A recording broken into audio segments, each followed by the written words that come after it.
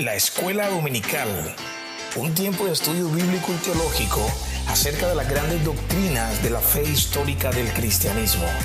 Te invitamos a que te unas a la comunidad que escucha lo que la iglesia ha confesado históricamente y lo compartas con tus familiares y con tus amigos. Estas enseñanzas son impartidas por maestros locales de la Iglesia Reformada Calvary en la ciudad de Santa Marta, Colombia.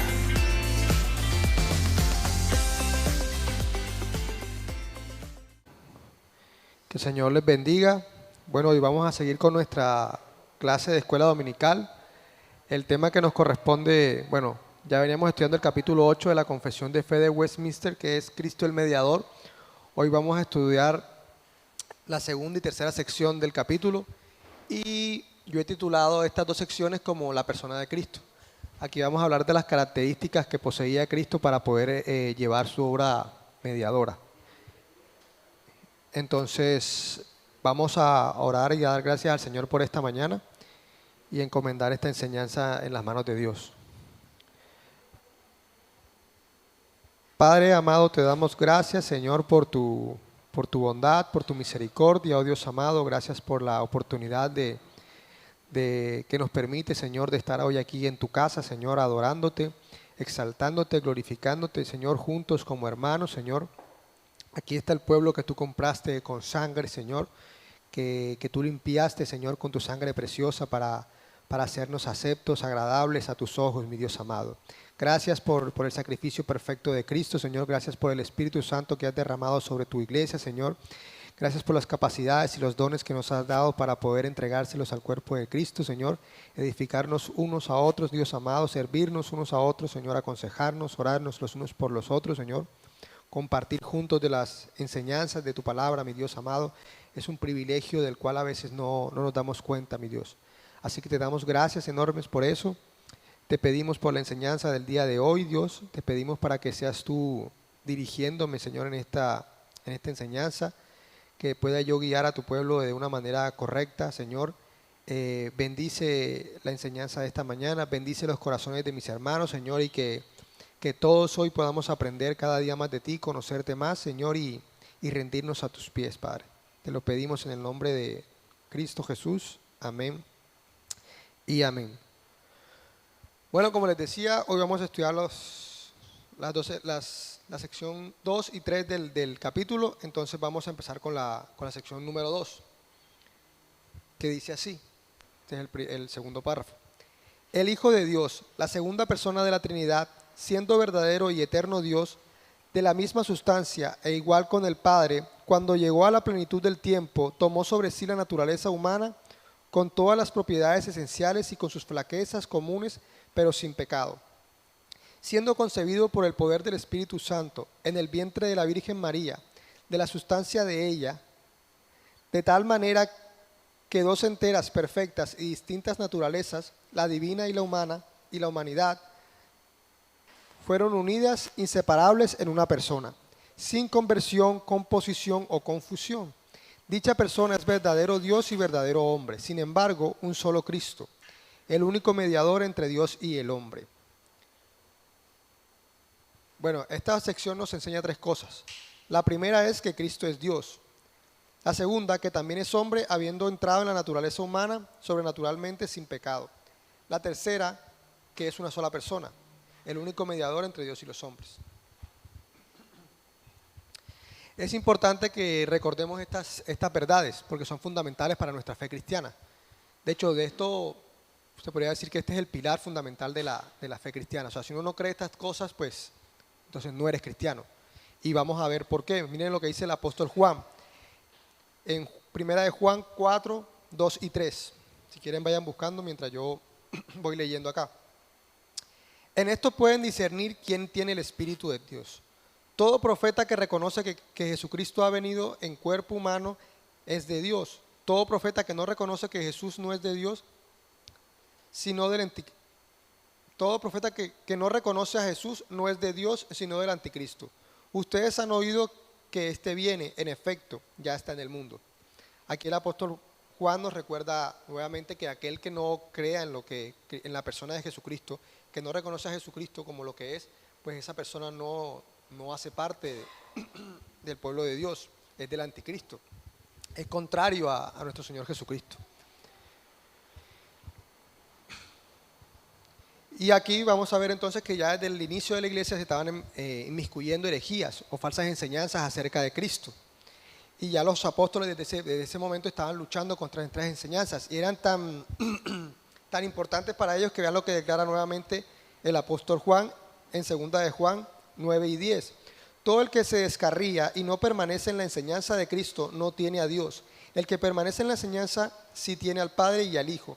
Si alguien lo visita y no lleva esta enseñanza, no lo reciban en su casa.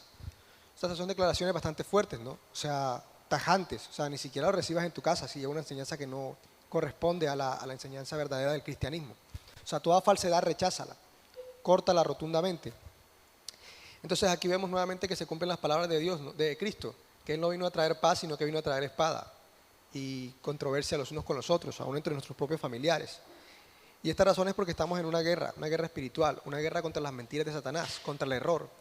Y nosotros tenemos que luchar esta guerra con la palabra de Dios. Nuestra espada, ¿cuál es? La palabra de Dios. Este es nuestro fundamento. Toda herejía se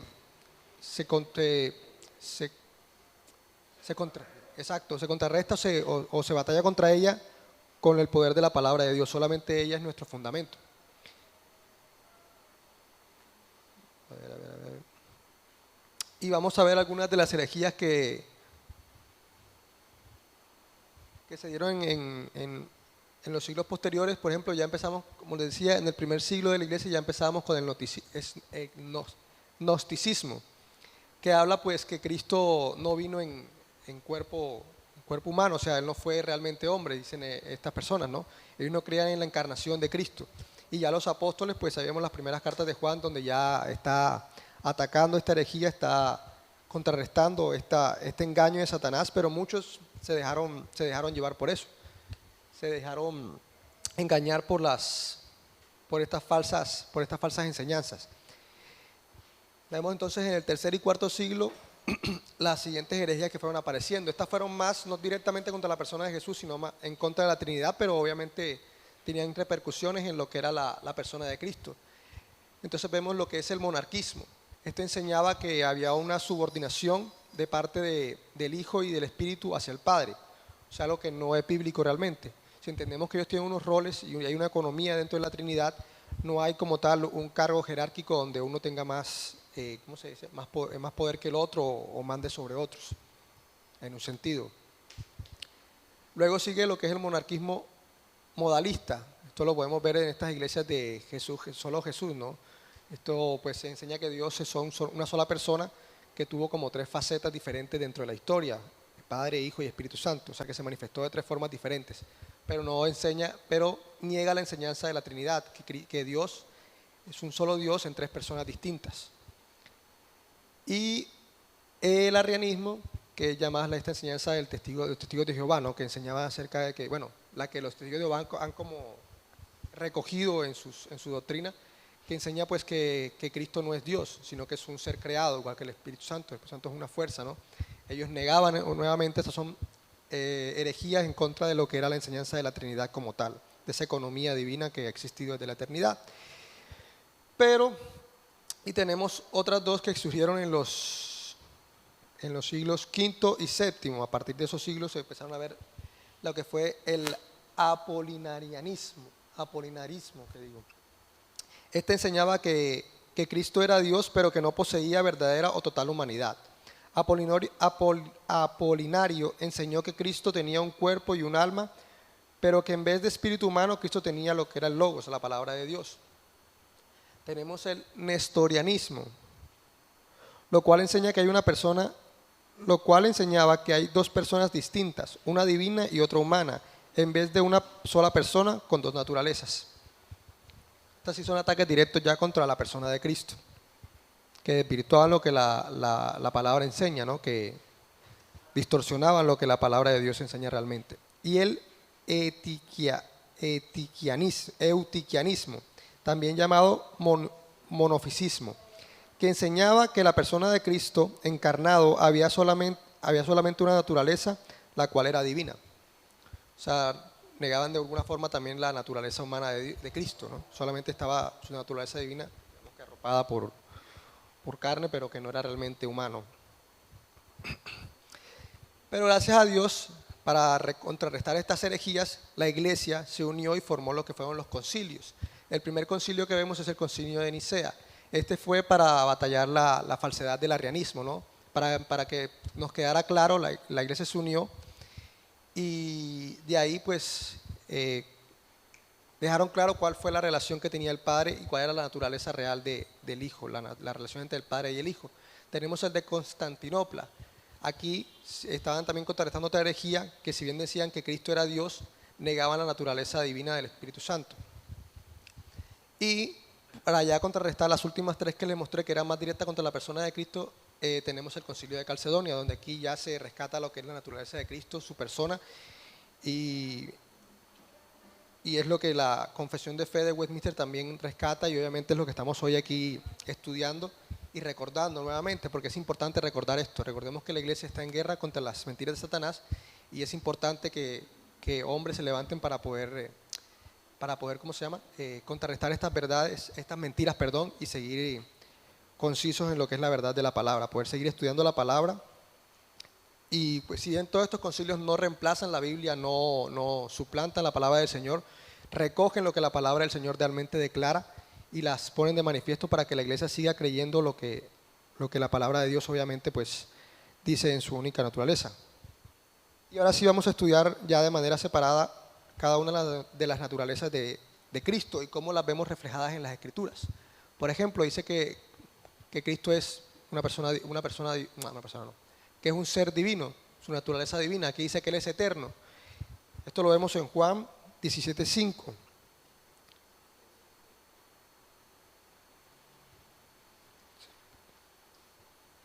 Y ahora glorifícame tú, Padre, junto a ti, con la gloria que tenía contigo antes de que el mundo existiera. Y en el 24 dice, Padre, quiero que los que me has dado estén también conmigo, donde yo estoy, para que vean mi gloria, la gloria que me has dado, porque me has amado desde antes de la fundación del mundo. O sea, aquí vemos la preexistencia de Cristo, cómo Cristo era eterno junto con el Padre. Vemos que es omnipotente. Mateo 8:27.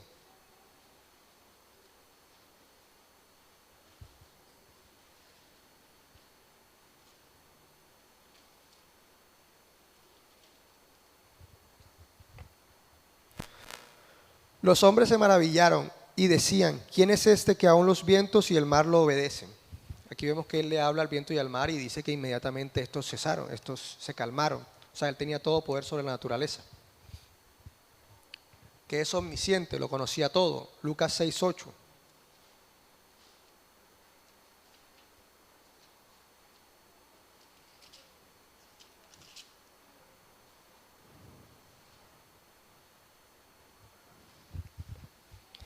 Pero Él sabía lo que ellos estaban pensando y dijo al hombre que tenía la mano seca, levántate y ven acá.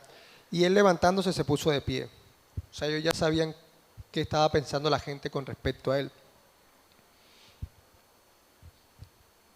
Y también la Biblia declara sobre su paternidad sobrenatural, fue respetada en su concepción humana. Lucas 1:35, cuando el ángel le habla a María, le dice que lleva en su vientre el Hijo de Dios. O sea, ya desde la concepción era reconocido como el Hijo de Dios, el Hijo eterno de Dios. O sea, él nunca perdió esa relación que tenía con el Padre, y esa naturaleza divina ya estaba con él desde el momento de la concepción. Pero también recordemos que él era realmente hombre.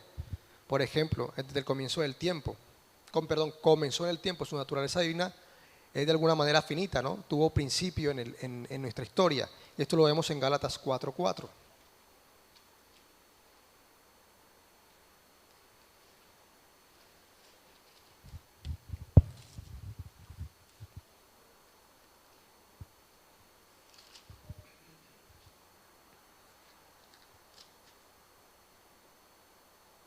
Pero cuando vino la plenitud del tiempo, Dios envió a su Hijo, nacido de mujer, nacido bajo la ley, a fin de que redimiera a los que estaban bajo la ley, para que recibiéramos la adopción de hijos.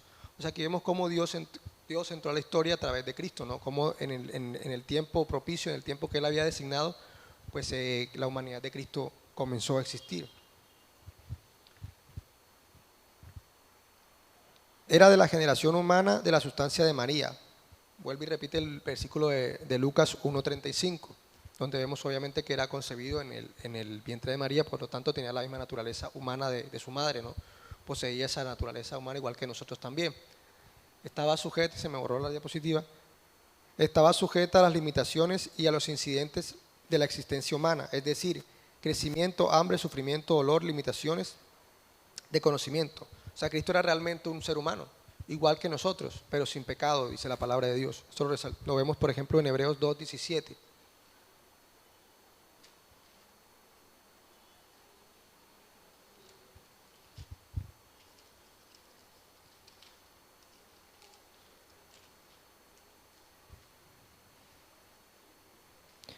Por tanto, tenía que ser hecho semejante a sus hermanos en todo, a fin de que llegara a ser un sumo sacerdote misericordioso y fiel en las cosas que a Dios atañen, para hacer propiciación por los pecados del pueblo. Recuerden que estas cosas son, aquí estamos viendo junto con estos versículos cómo estas dos naturalezas las requería tener Cristo para poder ser el mediador.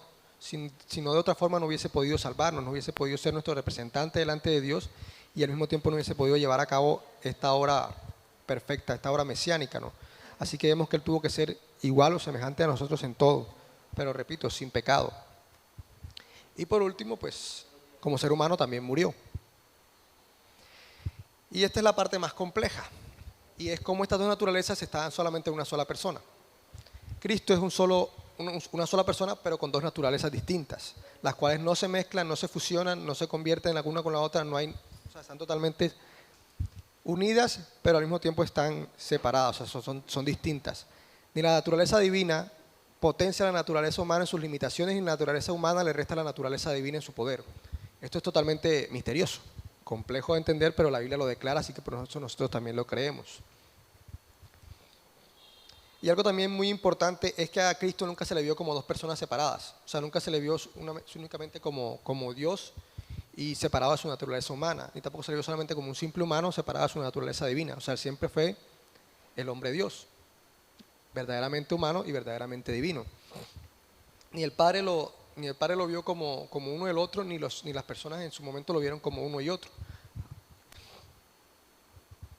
Y por ejemplo, hay declaraciones también importantes en la Biblia acerca de este misterio. Vemos en Hechos 20:28.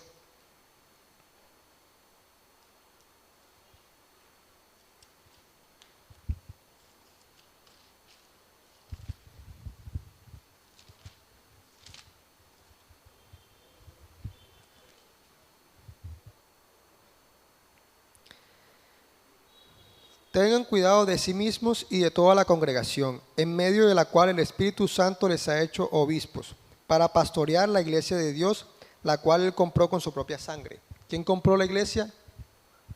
Dios. ¿Con qué? Con su sangre. Pero Dios es espíritu. Dios no tiene carne ni sangre. O sea, ¿cómo es posible que Dios comprara la iglesia con su propia sangre? Entonces, ¿por qué? Porque Él se encarnó. Él tomó la naturaleza humana sobre sí, y podemos decir que Él, como Dios, en su naturaleza humana sangró por su pueblo y compró su iglesia. Entonces esas son verdades que vemos desplegadas a través de toda la Escritura, complejas, no las entendemos, pero las declaramos como ciertas y las creemos y las defendemos también.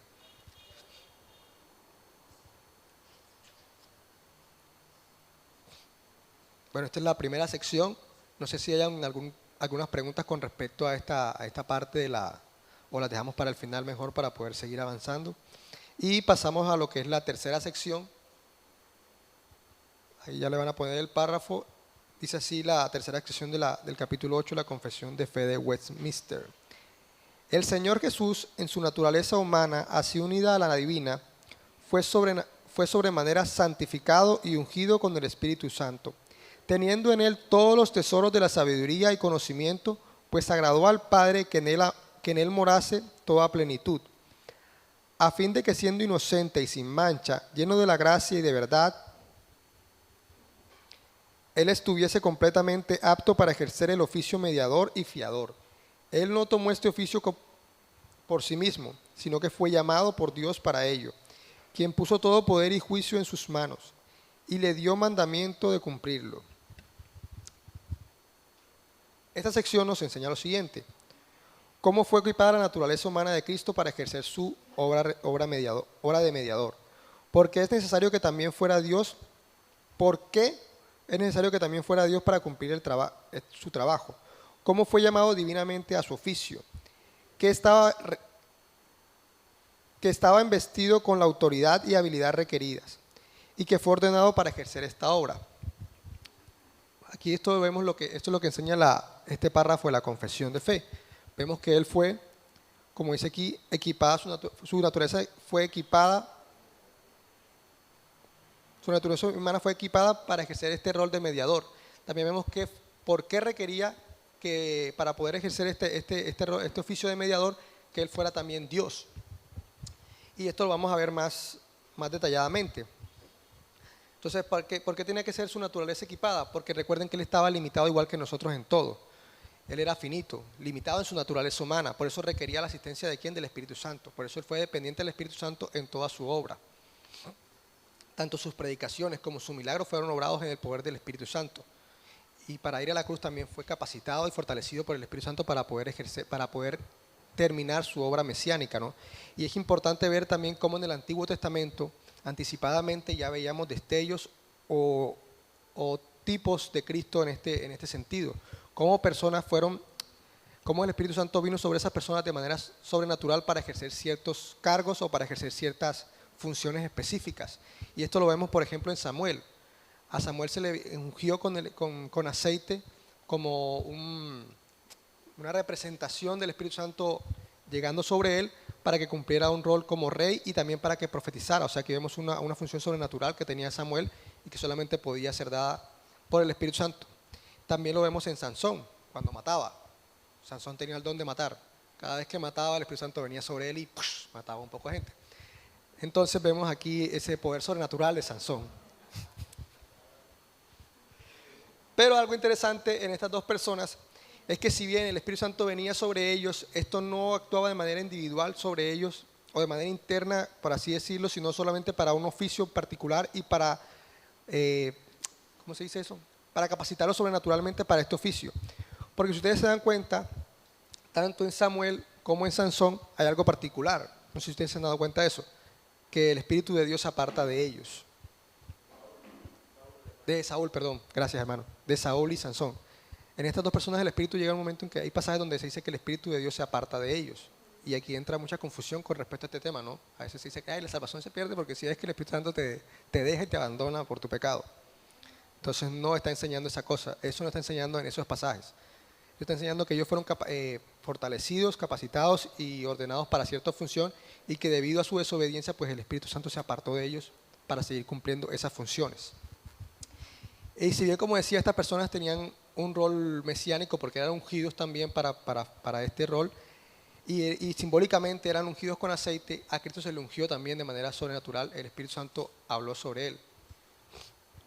Y el Padre habló sobre él en el río cuando fue bautizado. El Espíritu Santo se posó sobre él y eso lo vemos en Lucas 4:18.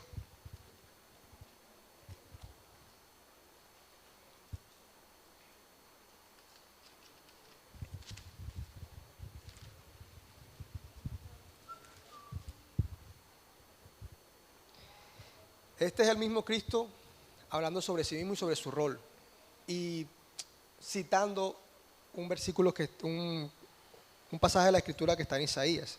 Dice así: el Espíritu del Señor está sobre mí porque me ha ungido para anunciar el Evangelio a los pobres.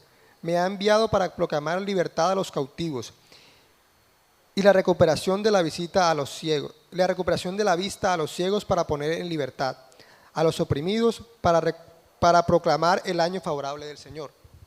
Aquí vemos que el Espíritu Santo estaba sobre Cristo. Él mismo está declarando esto sobre sí mismo, ¿no?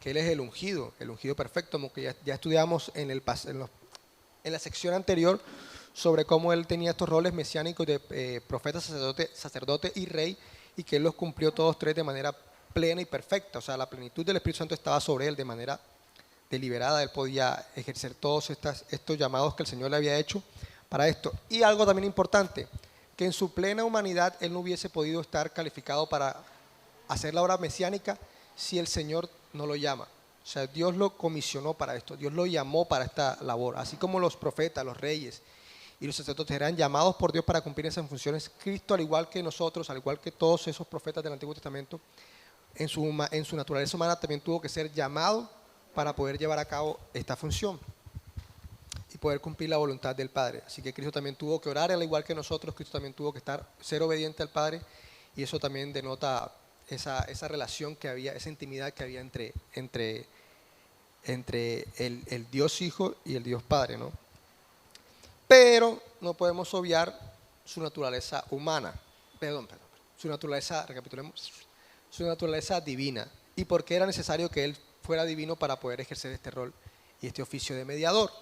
Pues la primera es que si Él no hubiese sido divino, era imposible que Él soportara la infinita ira de Dios sobre Él si no hubiese sido un ser infinito. Al igual que el Padre era eterno, por tanto Él podía soportar la eterna ira de Dios sobre Él. Por ejemplo, hay declaraciones también acerca de Cristo que no podía hacer solamente porque el Espíritu Santo se las hubiese dado o se las hubiese dotado. Él dice que Él podía entregar su vida y retomarla. O sea, solamente Dios puede tomar su vida, entregarla y volverla a retomar de la muerte. O sea, una persona puede dar su vida por cualquiera o por muchos, un ser humano, pero tomarla no puede. Solamente Dios puede tomar su vida.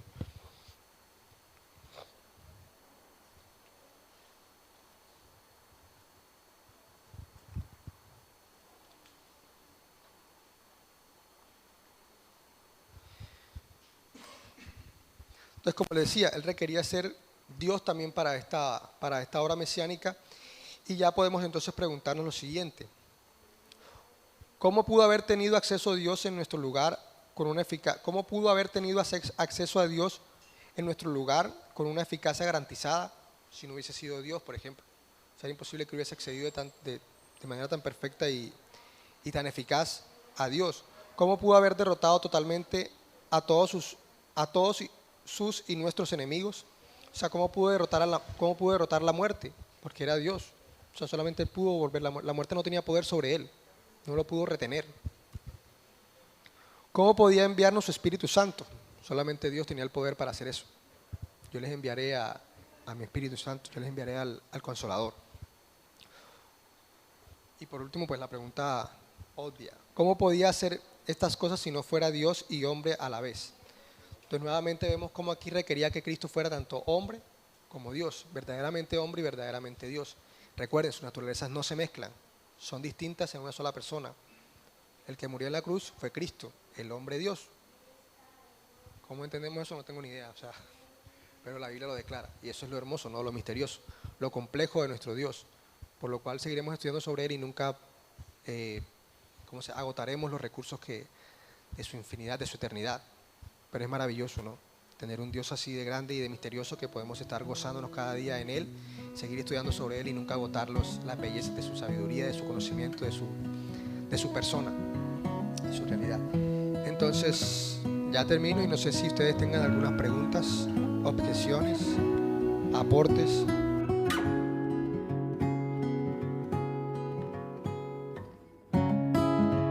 La Escuela Dominical es una iniciativa que nace de la necesidad de enseñar todo el consejo de Dios. Comparte este episodio con alguien cercano, y si quieres conocer más sobre cómo apoyarnos, visítanos en www.iglesiacalvary.co.